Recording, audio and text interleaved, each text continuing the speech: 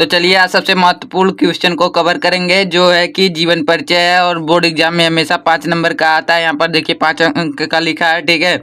और board exam में सदैव 5 नंबर का आता है और सब्जेक्ट हिंदी से लिया गया है, जो क्लास 10th के लिए बहुत ही इंपॉर्टेंट है। क्लास को कक्षा बोला जाता है तो आप जानते होंगे, ठीक है। तो क्लास 10th के लिए वेरी इंपॉर्टेंट क्वेश्चन है। देखिए यहाँ पर एग्जाम 2024 के लिए बहुत ही इंपॉर्टेंट है। जो लोग क्लास 10th में है और बोर्ड एग्जाम 2024 देने वाले हैं, वह इस वीडियो को ध्यान से देखें और समझे, ठीक है। तो यहाँ पर देखिए क्लास 10th है, सब्जेक्ट साइंस 5 नंबर पक्का हो जाएगा और क्वेश्चन किस प्रकार का आएगा और आंसर किस प्रकार का लिखना रहेगा, यह हम बता दे रहे हैं, ठीक है। तो यहाँ पर देखिए तुलसीदास जी का जीवन परिचय लिखना है, इसको तो आप देख ही चुके होंगे, ठीक है। तो क्वेश्चन किस प्रकार का आएगा तो हम बता दे रहे हैं, ठीक है। तो यहाँ पर क्वेश्चन इस टाइप का आता है कि इनमें से निम्नलिखित में से किसी एक कवि का जीवन परिचय देते हुए उनके प्रमुख रचनाओं का उल्लेख कीजिए। तीन जीवन परिचय में से एक जीवन परिचय को लिखना रहेगा, जिसमें से तुलसीदास जी का बहुत ही इंपॉर्टेंट है और 100 में 100% हम कह सकते हैं कि यह आएगा ही आएगा। तो चलिए हम क्वेश्चन तो देख चुके हैं और आंसर को देखते हैं। तो आंसर आपके सामने है।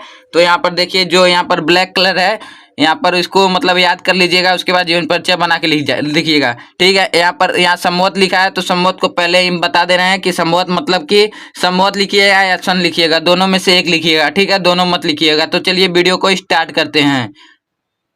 तो यहाँ देखिए गोस्वामी तुलसीदास जी का जन्म सन 1532 ईस्वी में बांदा जिले के राजापुर नामक ग्राम में हुआ था, ठीक है। तो तुलसीदास जी का जन्म कहाँ हुआ था, तो बांदा जिले के राजापुर नामक ग्राम में हुआ था, ठीक है। तो गोस्वामी तुलसीदास, एक बात और हम बता देना चाहते हैं, या तो या तुलसीदास लिखा रहेगा या तो गोस्वामी तुलसीदास लिखा रहेगा, तो इसमें तो कंफ्यूजन नहीं होने का, ठीक है। कितने बच्चे कंफ्यूज हो जाते हैं और दूसरा जो नहीं आता है उसको लिख के चले जाते हैं। तो गोस्वामी तुलसीदास लिखे या तुलसीदास लिखे, दोनों एक ही है, ठीक है। तो यहाँ पर गोस्वामी तुलसीदास जी का जन्म सन 1532 ईस्वी में बांदा जिले के राजापुर नामक ग्राम में हुआ था, ठीक है। कुछ विद्वान इनका जन्म एटा जिले के सोरो नामक ग्राम को मानते हैं, ठीक है। कुछ विद्वान इनका जन्म एटा जिले के सोरो नामक ग्राम में मानते हैं, ठीक है। इनके पिताजी का नाम आत्माराम दुबे तथा माता का नाम हुलसी था, ठीक है। इनके पिताजी का क्या नाम था, आत्माराम दुबे, और इनकी माता का क्या नाम था, हुलसी। हुलसी मतलब कि तुलसी का नाम हुलसी। यहाँ पर मतलब ऑब्जेक्टिव टाइप क्वेश्चन में आ जाएगा कि तुलसीदास जी के माता का क्या नाम था, तो हुलसी था। तुलसीदास जी के पिता का क्या नाम था, तो आत्माराम दुबे। पत्नी का तो उतनी रत्नावली था, ठीक है। तो यहाँ पर ये सब टॉपिक मतलब जो जितने ब्लैक कलर में है, ठीक है, तो उसको उतनी करिएगा, ठीक है। तो यहाँ पर मैं बांदा जिले के राजापुर नामक ग्राम में हुआ था। कुछ विद्वान इनका जन्म एटा जिले के सोरो नामक ग्राम में मानते हैं। इनके पिताजी का नाम आत्माराम दुबे तथा माता का नाम हुलसी था। तुलसीदास जी का जन्म अभुक्त मूल नक्षत्र, ये बहुत इंपॉर्टेंट है। तुलसीदास जी का जन्म अभुक्त मूल नक्षत्र में होने के कारण, ठीक है, तुलसीदास जी का जन्म अभुक्त मूल नक्षत्र में होने के कारण इनके माता पिता ने इन्हें बाल्यकाल में ही त्याग दिया। मतलब बाल्यकाल का मतलब समझ रहे हैं आप कि बचपन में ही त्याग दिया इनके माता पिता ने, ठीक है।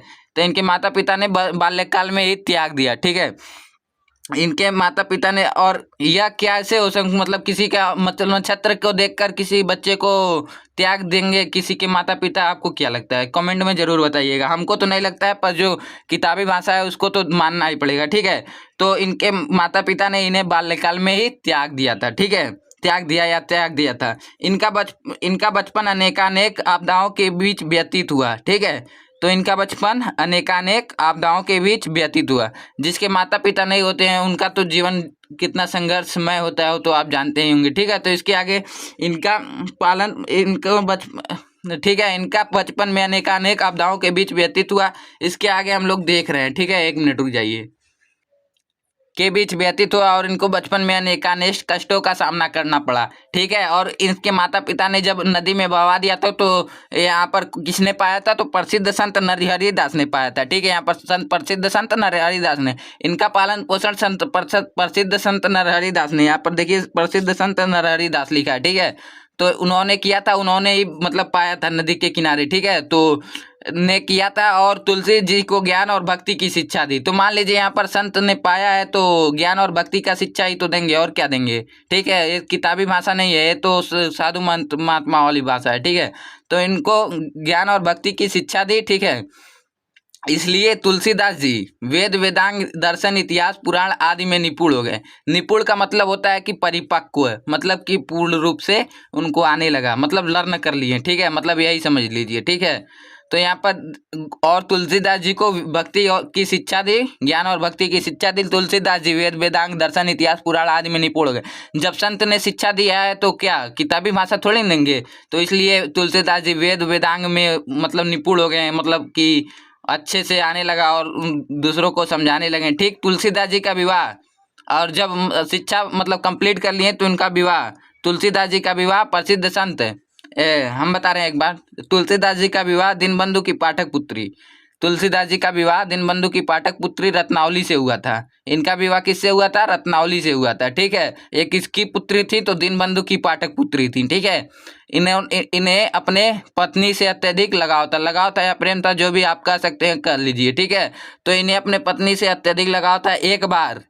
एक बार की बात है, ठीक, पत्नी द्वारा बिना कहे मायके चले जाने पर अर्धरात्रि में आंधी तूफान का सामना करते ये अपने ससुराल जा पहुंचे। कौन जा पहुंचा? तुलसीदास जी। ठीक है, एक बार और हम लोग देख लेते हैं। तुलसीदास जी का विवाह दीनबंधु की पाठक पुत्री रत्नावली से हुआ था। ठीक है, इन्हें अपने पत्नी से अत्यधिक लगाव था। ठीक, इसके आगे, एक बार पत्नी द्वारा बिना कहे मायके चले जाने पर, एक बार पत्नी द्वारा बिना कहे मायके चले जाने पर अर्धरात्रि में आंधी तूफान का सामना करते हुए ये अपनी ससुराल जा पहुँचे। इसी मुसीबत में आने के कारण इनकी पत्नी भर्त्सना मतलब बोली डांटी या जो भी कर सकते हैं, मारी गरियाई, ये सब हमारे देहात में होते हैं ना, गरियाई मारी ये सब होता है। ठीक है, तो इसी कारण आने के कारण इनकी भर्त्सना मतलब बोली, गाली दी कि काहे आप मतलब आ गइला ना उठी मतलब इन्ना राती के। ठीक है, तो अपनी पत्नी की फटकार से तुलसी को वैराग्य हो गया। वैराग्य मतलब का? वैराग्य मतलब राग तो राग लगा के नाई गावत वही, ये सब सुने हैं ना आप लोग। तो ठीक है, तो वो मतलब जीने में राग नहीं उनके था, मतलब जीने का मन नहीं कर रहा था, तो वैराग्य हो गया अनेक तीर्थों का। और उसके बाद उन्होंने यह ठान लिया कि जीवन में है कुछ नहीं जीवन में, जो है सो है भक्ति भजन भावना।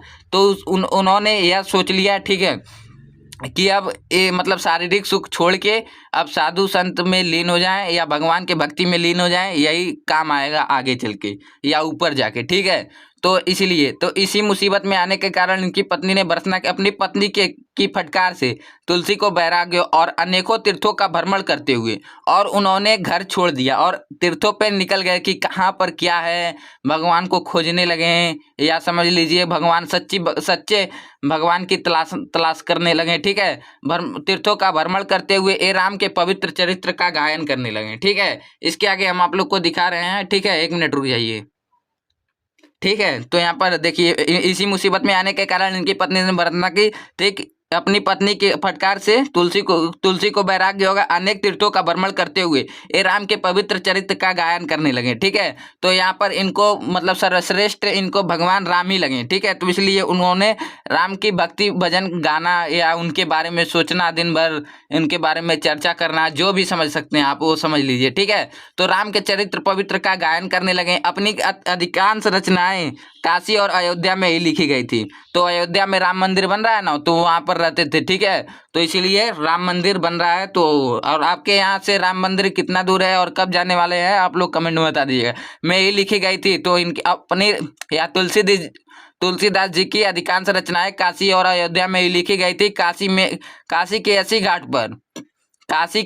घाट पर सन 1623 या संवत 1680 इस बीसा पूर्व में इनका मृत्यु हो गया। तो चलिए, जीवन परिचय तो हम लोग देख चुके हैं और मतलब रचना भी देख लेते हैं। बिना रचनाएं को तो जीवन परिचय अधूरा रहता है, आप लोग तो जानते ही हैं। ठीक है, तो यहाँ पर देखिए, यहाँ पर रचनाएं हेडिंग पड़ा है। ठीक है, तो तुलसीदास जी द्वारा रचित 12 ग्रंथ प्रमाणिक माने जाते हैं। प्रमाणिक का मतलब कि आप लोग यह समझ लीजिए सरकार द्वारा मान्यता प्राप्त, सरकार द्वारा। ठीक है, सरकार गवर्नमेंट जी बना दे रहे हैं। ठीक है, गवर्नमेंट द्वारा मान्यता प्राप्त। ठीक है, तो तुलसीदास जी द्वारा रचित 12 ग्रंथ प्रमाणिक माने जाते हैं, जिनमें से रामचरितमानस प्रमुख है। ठीक है, तो आप बहुत बार सुने होंगे कि आपने रामचरितमानस नहीं पढ़ा तो आपका जिंदगी बेकार है। ठीक है, जीना बेकार है। ठीक है, तो यहाँ पर पहला रचना देख लीजिए, श्री रामचरितमानस।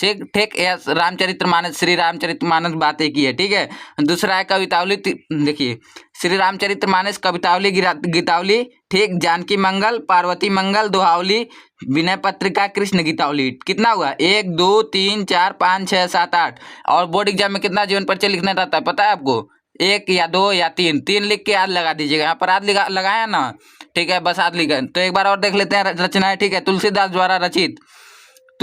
जी द्वारा रचित 12 ग्रंथ प्रमाणिक माने जाते हैं, जिसमें रामचरितमानस प्रमुख है। श्री रामचरितमानस पहला है, दूसरा कवितावली, तीसरा विनय पत्रिका, चौथा कृष्ण गीतावली, पांचवा गीतावली, जानकी मंगल, पार्वती मंगल, दोहावली आदि, ठीक है। तो यहाँ तक तो हमको उम्मीद है कि कंफर्म हो गया होगा, ठीक है। तो यहाँ पर देखिए 5 मतलब उम्मीद है कि आपको इस वीडियो से 5 नंबर का पक्का हो गया होगा, ठीक है। और जीवन परिचय मतलब आपको क्लियर हो गया होगा, ठीक है। इसमें डाउट होगा तो आप कमेंट कर सकते हैं, ठीक है। तो मिलते हैं नेक्स्ट टॉपिक में, नेक्स्ट वीडियो में, नेक्स्ट टॉपिक के साथ। तब तक के लिए जय हिंद जय भारत, तब तक के लिए जय हिंद।